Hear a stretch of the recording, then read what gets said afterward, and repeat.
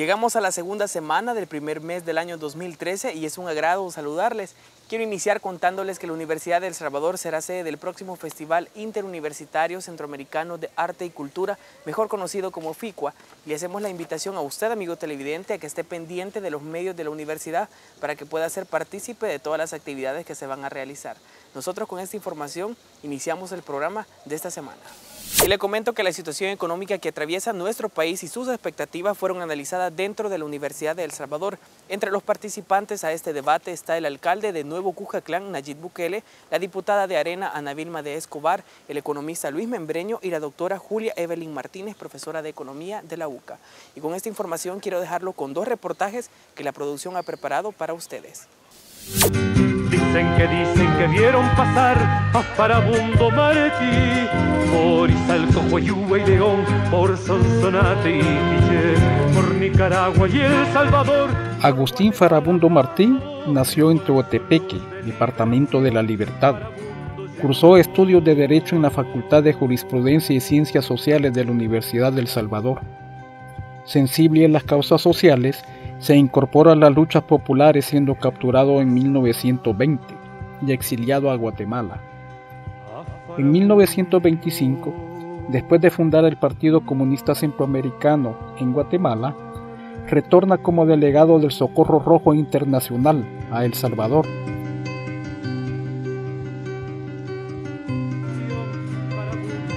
Farabundo Martí viajó a Estados Unidos en 1928, donde se unió a la Liga Antiimperialista de las Américas, que lo envía como representante a Nicaragua, donde desempeñó las funciones de secretario de Augusto César Sandino.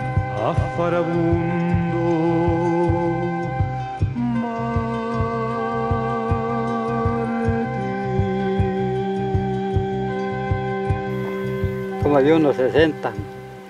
Era algo pechito, de bigotillo.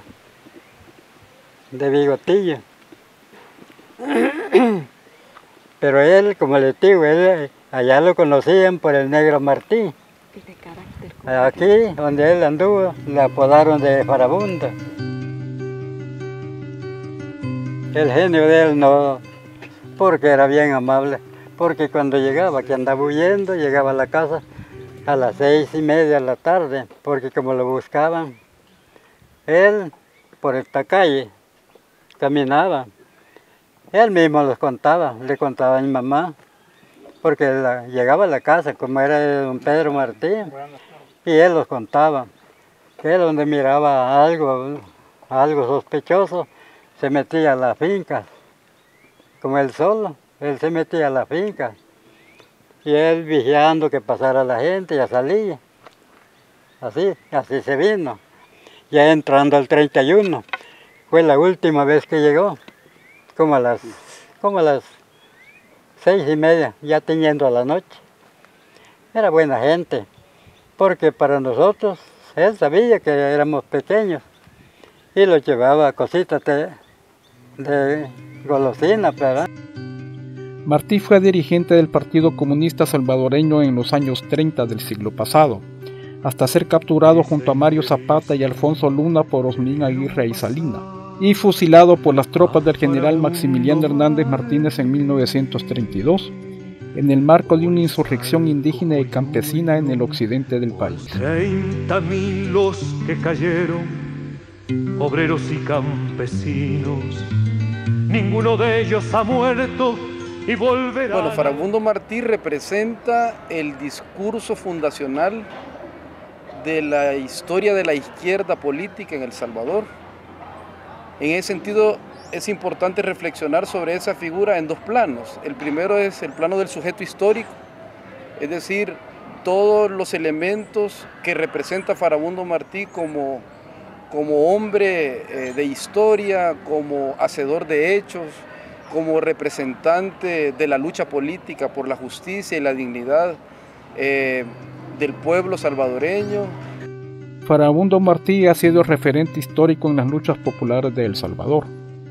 En 1971, Salvador Cayetano Carpio funda la organización Fuerzas Populares de Liberación Farabundo Martí. 10 años después, surge la radio Farabundo Martí, y en 1979 el Frente Farabundo Martí para la Liberación Nacional, que aglutina a 5 organizaciones: el Partido Comunista, Resistencia Nacional, Ejército Revolucionario del Pueblo, Fuerzas Populares de Liberación y el Partido Revolucionario de los Trabajadores Centroamericanos, y libra una lucha heroica por las libertades democráticas hasta que se firman los acuerdos de paz en 1992. Posteriormente, el FMLN se incorpora a la lucha parlamentaria. Ahora, como representante del discurso de la izquierda moderna, también eso ya tiene que ver con la construcción de la figura de Farabundo Martí desde el planteamiento político ideológico. Desde mi perspectiva y mi valoración propiamente política ideológica, creo que ayudaría a reflexionar, por ejemplo, a los que pensamos o piensan desde la izquierda, a ver cuáles son los valores ideológicos de Farabundo Martí, para reflexionar en qué medida la izquierda política sistémica, es decir, que está jugando en el sistema, ha olvidado o ha retomado los planteamientos originales de Farabundo Martí, o simplemente ha retomado el elemento simbólico del discurso que Farabundo Martí representa. Dicen que vieron pasar a Farabundo Martí por Izalco, Huayúa y León, por Sonsonate y Quiché, por Nicaragua y El Salvador, por Guatemala pasó, con su luz de liberación Farabundo llegó. En 1893 nació Farabundo Martí. Y ahora es momento de dar paso al siguiente segmento preparado por nuestra producción.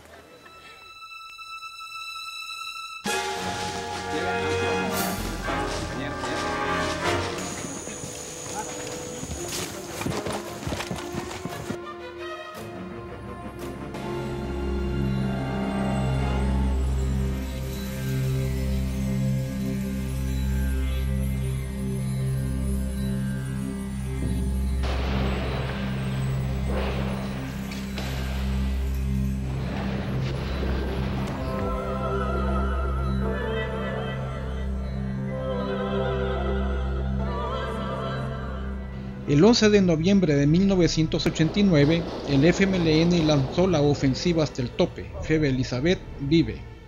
Esta fue la mayor operación militar lanzada en la capital de El Salvador.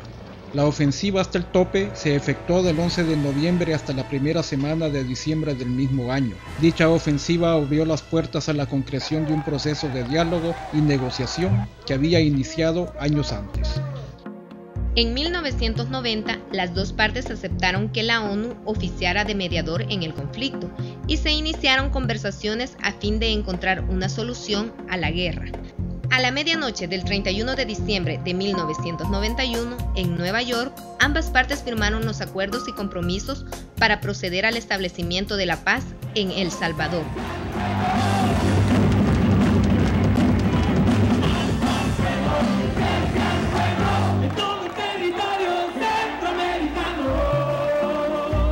A 18 años de la firma de los acuerdos de paz que pusieron fin al conflicto armado interno en el país, el 6 de enero del año 2010, el presidente Mauricio Funes pidió perdón ante cientos de salvadoreños por las arbitrariedades cometidas por el Estado durante una guerra civil que duró 12 años. Leer una página importante de nuestro pasado reciente para avanzar hacia el futuro con las heridas curadas, con el pasado resuelto, y con la paz que supone para el espíritu dejar atrás una etapa tan dolorosa como trágica.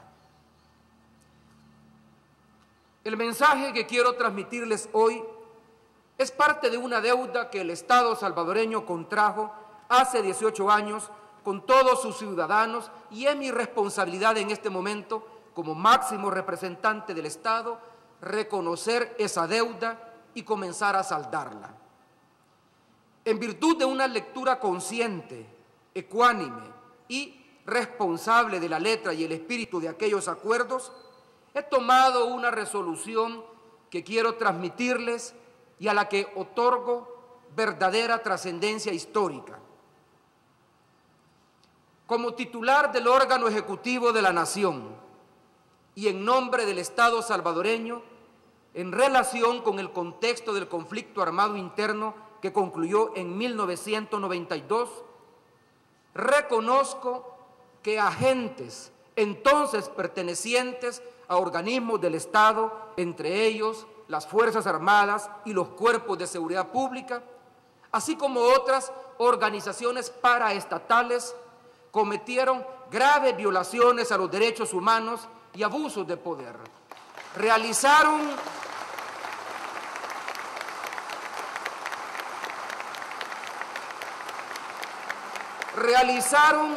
un uso ilegítimo de la violencia, quebrantaron el orden constitucional y violentaron normas básicas de la convivencia pacífica.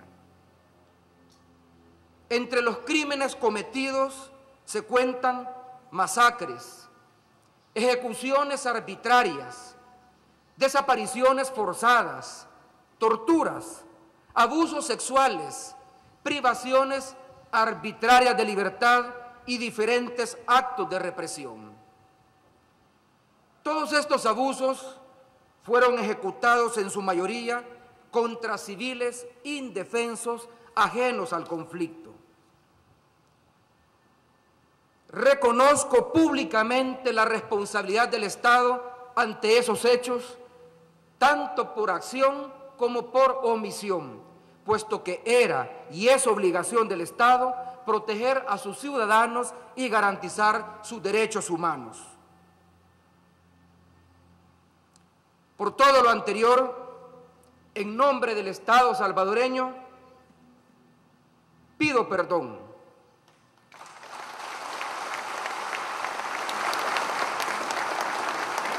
Que este perdón sirva para dignificar a las víctimas, que les ayude a aliviar su dolor y contribuya a sanar sus heridas y las de todo el país. Que este gesto contribuya a fortalecer la paz, a cimentar la unión y a construir un futuro de esperanza. De igual manera, Salvador Sánchez Serén, vicepresidente de la República y miembro del FMLN, pidió perdón al país en nombre de su partido político. Queremos dirigirnos a todas las víctimas del conflicto, a todos sus familiares, a sus hijos e hijas. El FMLN les pide perdón a todo el pueblo salvadoreño afectado por nuestras acciones militares. Pero queremos decirles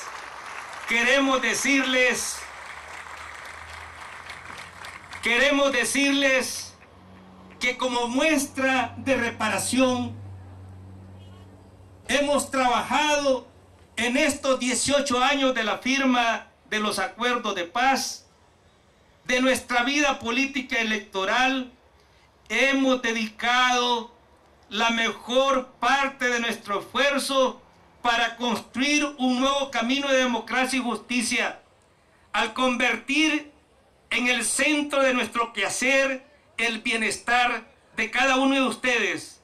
Ese es el ideal que nos guía, sobre eso nos comprometemos, esa es nuestra principal reivindicación, estar junto al pueblo en los momentos difíciles, pero también en los momentos de futuro.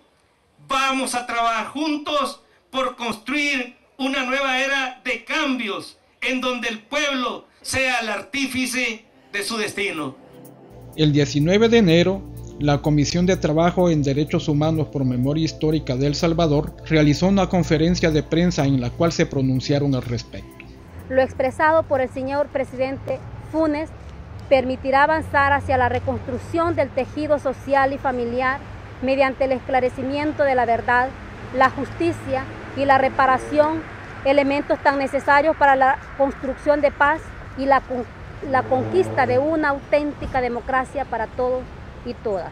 Asimismo, acogemos con agrado la petición de perdón hacia las víctimas que realizara el vicepresidente de la República, señor Salvador Sánchez Serén, en nombre del Frente Farabundo Martí para la Liberación Nacional, por sus responsabilidades durante el conflicto, al tiempo que le solicitamos facilitar información necesaria para identificar casos de niños, niñas y adultos desaparecidos bajo su responsabilidad. Los militares, nosotros como víctimas y como madres pedimos que también los militares pidan perdón porque son ellos los actores de tanto crimen, de tanta masacre, de tanto genocidio cometido contra el pueblo salvadoreño. Ellos también deben de pedir perdón. Además, la amnistía decretada por el expresidente Cristiani debe de anularse, porque esta amnistía es la que no da paso a la justicia, es la admisión. Por Memoria Histórica le ha puesto en sus manos una propuesta de política de reparación, la cual estamos esperando de que nos dé sus valoraciones, porque es de esa manera que podemos garantizar que lo dicho en este discurso del 18 aniversario se pueda cumplir. El suceso más relevante en la historia reciente de El Salvador es la petición de perdón en nombre del Estado salvadoreño, solicitud que da paso a la restauración de un Estado de Derecho, respeto a los derechos humanos y una conciliación social de hecho. Quiero que juntos viajemos hasta el mundo del arte para ver qué nos ha preparado la producción esta semana.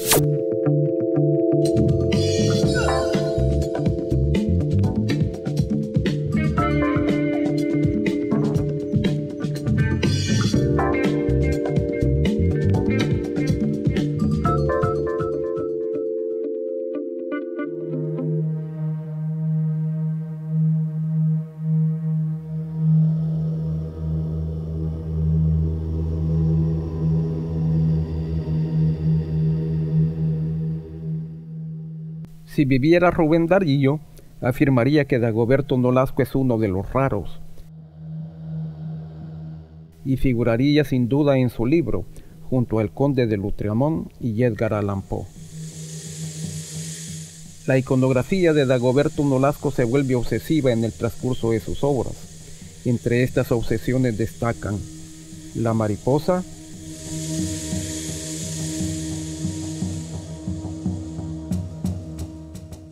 la calavera, los mundos imposibles,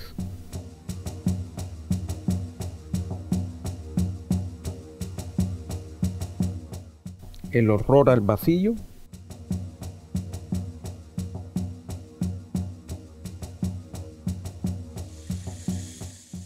y el ojo.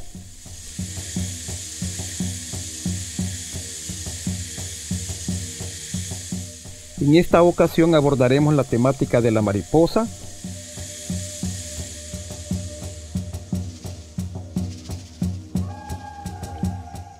la calavera,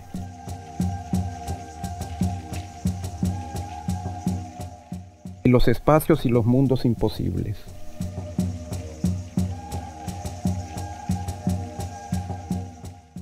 Dagoberto emplea la mariposa como augurio de la muerte. El artista manifiesta que la imagen del lepidóptero proviene de la creencia popular de que las mariposas son las que anuncian la muerte y por ello suelen espantarla prontamente.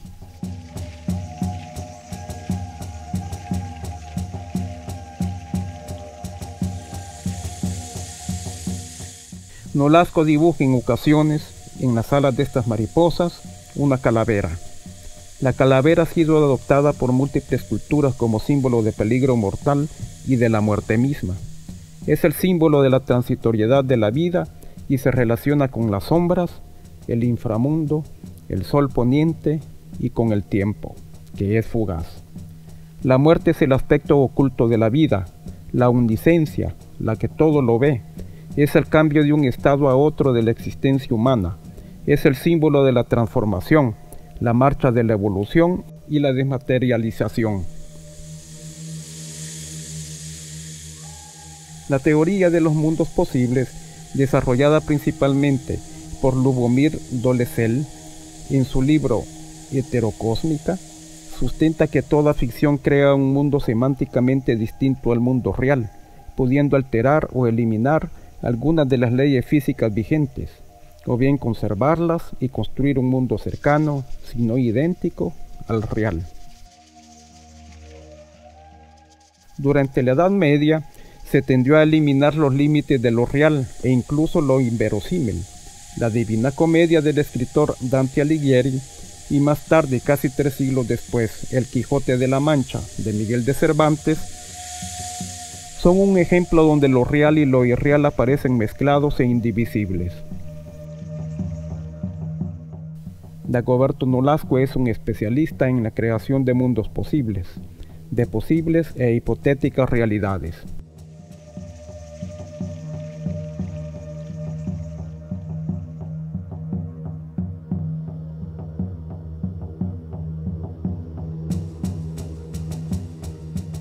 Este cuadro se titula El miedo. Como dije anteriormente, mi lenguaje no es el literal. No puedo describir en realidad qué es el miedo, pero lo hago de una forma gráfica. Entonces ahí está conformado por una serie de pesadillas, una serie de intenciones malsanas, si se puede hasta llamar así, ¿no?, que conforman de alguna manera el miedo.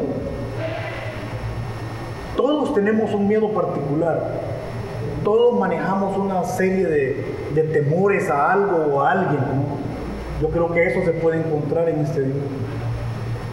Pero también la cosa no es solamente dramatismo ni fealdad, ¿no? Este dibujo para mí es grato. Sencillamente fue un paseo al mar. En el mar, bueno, soy un enamorado eterno del mar. Y pues traté de no complicarme mucho acá. Por eso hay una serie de fotografías de mi familia y que van llegando al subir y bajar de las gradas. Las gradas, como siempre en mi obra, ha sido un elemento que trata de simbolizar la grandiosa posibilidad que tiene el ser humano de bajar y subir a la cordura. Amigos televidentes, y solo nos queda tiempo para despedirnos y de agradecerle a usted que nos ve a lo largo de los 14 departamentos. Gracias por iniciar con Campus TV este 2013 y recuerde sintonizarnos la próxima semana a la misma hora y por este mismo canal, y además de seguirnos en nuestras redes sociales. Soy Brian Castro y ha sido un verdadero gusto haberles acompañado. Nos vemos en la próxima.